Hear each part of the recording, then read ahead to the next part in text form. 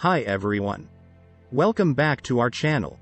As we mentioned in our last video, the scientific method is a systematic approach to gathering and analyzing data that is based on observation and experimentation. It is used to test hypotheses and theories and to draw conclusions that are based on evidence. The scientific method is typically used in fields such as physics, astronomy, engineering, and biology, where there are objective and measurable phenomena that can be studied and tested. However, there are also many fields where the scientific method may not be as applicable.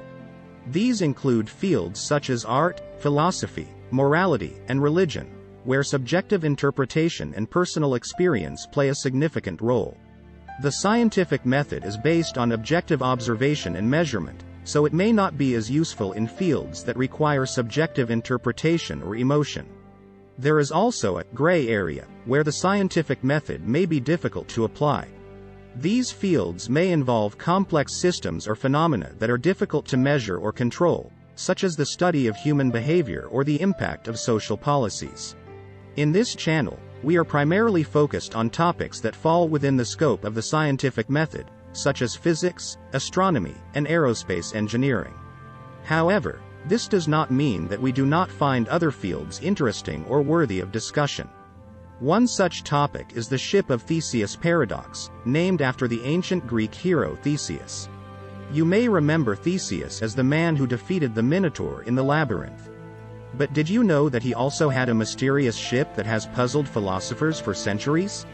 The Ship of Theseus paradox is a thought experiment that asks whether an object, in this case the Ship of Theseus, that has had every single piece of it replaced over time, the wood, the nails, the sails, everything, is still the same ship. The Ship of Theseus paradox has also been used to explore questions about human identity. As the human body is constantly changing and replacing its cells throughout our lives, this can raise questions about whether we are the same person as we were in the past, or whether we are entirely new individuals. So what do you think? Is the Ship of Theseus still the same ship, or is it a new one? Let us know in the comments below. If you enjoyed this video, don't forget to give it a thumbs up, subscribe to our channel, and turn on notifications so you never miss an update from us. Thanks for watching.